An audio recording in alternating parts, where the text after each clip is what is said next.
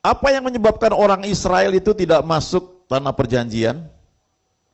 Karena mereka melupakan Tuhan, mereka melupakan kebaikan Tuhan, dan mereka melupakan perbuatan-perbuatan yang Tuhan lakukan dalam hidup mereka. Ya. Time to reflect and praise the goodness of God. Ya, atau God's goodness. Waktu untuk merefleksi dan memuji kebaikan Tuhan. Dalam hidup kita, saudara, ya, banyak hal kita alami. Kadang-kadang hal yang sepele, tapi ada juga hal yang spektakuler, yang luar biasa. Kalau saudara ingat, salah satu yang sangat spektakuler sampai sekarang menurut saya, yang dialami orang Israel adalah ketika mereka lewat laut Teberau, terbelah dua. Itu masih banyak diperdebatkan karena secara logika bagaimana caranya. Dan itu malam terjadinya. Saudara bisa bayangkan 2 juta orang nyebrang itu. Seperti apa kira-kira itu? Saudara yang pernah ke Israel lewat Mesir, nanti ada jalan, ada waktu ketika kita mau dari benua Afrika itu mau nyebrang ke benua Asia, ya, di Semenanjung Sinai, kita akan lewat itu terowongan. Ya, di mana di atasnya tuh Laut Merah atau terusan Suez, ya, saya lupa. Tapi makanya kita lewat itu dan itu butuh waktu untuk nyebrang itu. Ya, pakai bus ya nggak lama tentunya ya. Tapi bayangkanlah kalau orang Israel nyebrang 2 juta, karena dikatakan 600.000 orang laki-laki. Ya, itu plus wanita plus anak-anak, ya kaliin aja. Kira-kira 2 juta lebih, ada yang bilang 3 juta, nyebrang semalaman itu seperti apa kira-kira. Itu dahsyat, itu luar biasa. Tapi kemudian mereka lupa.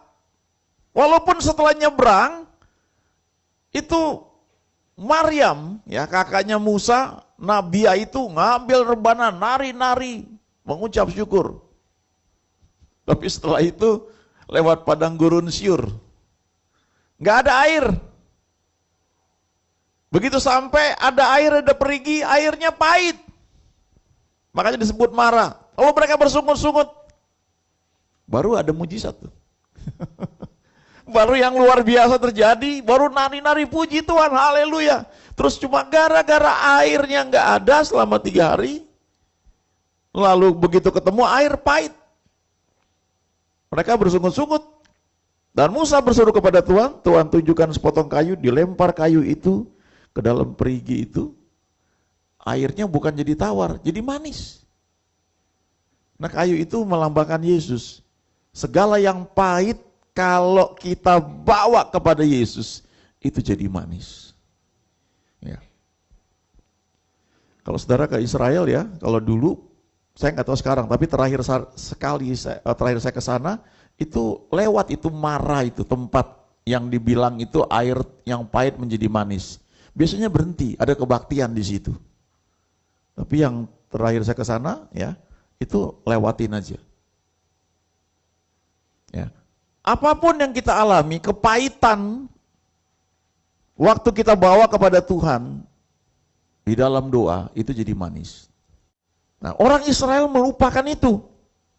Kadang-kadang hal sepele, saudara, hal yang kecil. Apakah saudara pernah baca dalam hal yang sepele Tuhan tuh kerja? Ya. Orang Israel perbuatan yang besar, itu membuat mereka bisa lupa, ya, harusnya enggak. Coba lihat slide berikutnya, ini ya. Apa yang perlu kita ingat tentang kebaikan Tuhan? Yang pertama ini paling simpel, saudara. Harusnya kita jangan seperti orang Israel. Ya. Mazmur 78 ayat 7, supaya mereka menaruh kepercayaan kepada Allah dan tidak melupakan perbuatan-perbuatan Allah, tetapi memegang perintahnya. Nanti kalau baca lebih lanjut ya di Mazmur, ya, itu dikatakan begini, mereka orang Israel melupakan perbuatan-perbuatan Allah. Lalu di bagian lain dikatakan begini, kepada Musa Tuhan menunjukkan jalan-jalannya, tetapi kepada orang Israel mereka Tuhan menunjukkan perbuatan-perbuatannya. Itu sebenarnya begini loh, kayak kita pergi ke restoran, ya, tinggal duduk, Kita pesan makanan, makanan jadi. Udah jadi. Itu hasilnya, kita nikmati. Tapi ada orang yang mau belajar, kok bisa enak sih seperti ini? Bumbunya apa? Cara buatnya seperti apa? Jadi saya nggak perlu datang ke restoran, karena mungkin bisa aja pas saya datang dia tutup atau habis. Tapi saya bisa buat sendiri di rumah, karena saya tahu rumusannya seperti apa. Saya ngerti cara buatnya. Musa mengenal jalan-jalan Tuhan. Tuhan kasih tahu, begini loh caranya. Tapi orang Israel cuma terima hasil. Perbuatan-perbuatannya. Itu pun lupa. Lupa pernah ditolong Tuhan. Lupa pernah mengalami masa yang sulit. Lalu Tuhan tolong. Ini hal yang paling simpel sebenarnya. Nah kalau saudara doa, sebutkan ini. Ya. Saya sering kalau doa ya, juga kalau sama istri saya sebutkan. Saya sebutkan dari hal yang sepele mungkin. Terima kasih kami boleh tinggal di tempat yang bagus. Kami boleh melayani di gereja yang bertumbuh. Tuhan berikan kami anak-anak luar biasa. Itu saya sebutkan, saudara. Terima kasih untuk sekolah anak-anak. Ya, ada masa-masa kelihatannya sulit, ya, tapi bisa dilalui. Ucapkan itu dalam doa. Terima kasih Tuhan. Kadang-kadang saya sebutkan detail. Itu berkali-kali, apalagi kalau saya berdoa dengan istri saya. Karena kan saya tahu pergumulan, kami yang tahu bagaimana pergumulannya itu. Ya, saya pernah cerita, saya pelayanan di satu tempat, ya, pelayanan, lalu selesai itu ada satu orang yang anaknya, pemilik rumah, anaknya ulang tahun, minta saya doain tumpang tangan, masih kecil saudara, ya. Lalu habis itu anak itu foto di depan kue ulang tahunnya. Lalu ada satu hamba Tuhan di situ punya anak juga seusia itu ulang tahun juga. Numpang, saya minta doain juga, habis itu minta numpang foto depan kue itu. Jadi bapaknya nggak beli kue, anaknya numpang foto depan kue milik anak orang lain itu. Saya lihat itu ternyuh saudara loh. Saya coba bilang begini, Tuhan saya juga punya anak. Saudara tahu, ya, nggak lama setelah itu kami ditraktir satu keluarga nginep di hotel di Jakarta yang baru dibangun, itu di penthouse-nya. Ya. Saya sejauh ini seingat saya nginep di penthouse itu cuma 2 kali. Yang pertama waktu merit, yang kedua ya itu. Ya. Itu disediain kamar wah keren banget lah, sangat keren. Lalu ada kebaktian, terus ada orang-orang datang bawa kue. Itu kalau nggak salah ada 3 kue, ya, dan 2 tuh Black Forest yang gede. Dan waktu saya lihat itu saya ingat perkataan saya, Tuhan, saya juga punya anak. Saudara tahu yang traktir bukan orang kaya, bukan orang yang kelebihan uang, bukan. Kalau Tuhan kasih ingat itu kayak janda di Sarfat yang kasih makan Elia. Perempuan Sunem orang kaya, men-treat Elisa, itu wajar, walaupun tetap dapat upahnya loh, ya, nggak punya anak, jadi punya anak dan kemungkinan anaknya itu adalah Nabi Habakuk. Tapi janda di Sarfat itu makanan terakhir, masih disunat sedikit untuk Elia. Jadi ketika saya baca cerita itu saya makin paham itu. Karena ngalami, yang traktir itu bukan orang kaya, orang yang pekerjaan pun nggak punya. Saya melihat kebaikan Tuhan di situ. Saudara nggak harus ngalami yang wah, baru melihat bahwa Tuhan itu baik. Kadang-kadang dalam hal yang sepele seperti itu. Nah kadang-kadang dalam doa yang kayak gitu saudara, saya suka sebutkan. Coba praktekkan. Kalaupun saudara keadaan saat ini sangat sulit, coba lihat ke belakang, jangan lupakan perbuatan-perbuatannya. Ucapkan itu dalam doa. Jangan lupakan perbuatan-perbuatannya, sekalipun itu sederhana. Pujilah Tuhan, hai jiwaku, dan janganlah lupakan segala kebaikannya. renungkan dan ucapkan. Kalau perbuatan itu mungkin kita lihat, kita ngalami sesuatu yang mungkin wah kelihatannya. Tapi kalau kebaikan, ya merenungkan ini kebaikan Tuhan, mungkin kita tidak melihat secara fisik, tapi kita merasakan, melihat bahwa dia itu baik sekali. Dia nggak pernah abaikan kita. Ada masa-masa mustinya kita kena hukum, tapi Tuhan baik, kita nggak kena hukum. Jadi kadang-kadang waktu dalam doa ini kita bisa renungkan, ucapkan, Tuhan seharusnya waktu itu aku dihukum, tapi Engkau menolong aku Tuhan. Saudara pernah renungkan kebaikan Tuhan? Ya. Itu sudah menyita cukup banyak waktu dalam doa kita, kalau kita pakainya dalam doa. Tidak salah pakai daftar doa, tapi coba lihat ke belakang, apa yang telah Tuhan perbuat. Jangan lupakan kebaikan Tuhan. Sebut dalam doa, itu akan membuat saudara makin ngerti bahwa dia itu baik, dan membuat saudara bisa percaya, kalau dulu dia sudah buat, dia akan teruskan. Dia akan menuntun, gak mungkin enggak, sebab dia Tuhan yang baik. Whatever the situation now, apapun kondisi saat ini. Yang ketiga saudara, nah ini yang paling penting, dan saya kira ini sangat penting, ini pusatnya di sini. Jangan hanya lupakan perbaikan atau kebaikan Tuhan, tapi jangan lupakan Tuhan, Tuhannya. Sekalipun dia nampaknya menurut kita nggak baik, sekalipun nampaknya perbuatan yang kita harapkan itu tidak terjadi, tapi jangan lupakan Tuhan. Hati-hatilah supaya jangan engkau melupakan Tuhan Allahmu dengan tidak berpegang pada perintah, peraturan dan ketetapannya yang kusampaikan kepadamu pada hari ini.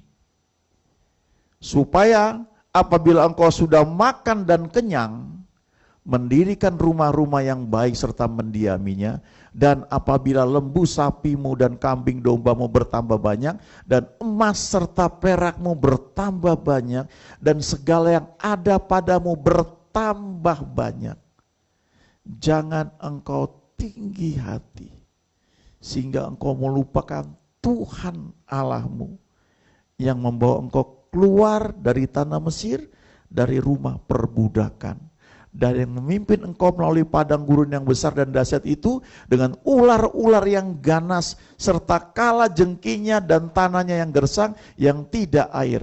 Dia yang membuat air keluar bagimu dari gunung batu yang keras. Saudara perlu renungkan ayat ini satu persatu, dan izinkan Tuhan menerjemahkannya dalam hidup saudara seperti apa. Apa yang disebut itu gurun yang besar yang saudara sudah lalui. Apa yang disebut itu ada kala jengking yang ganas, tanah yang gersang yang gak ada air yang saudara lalui.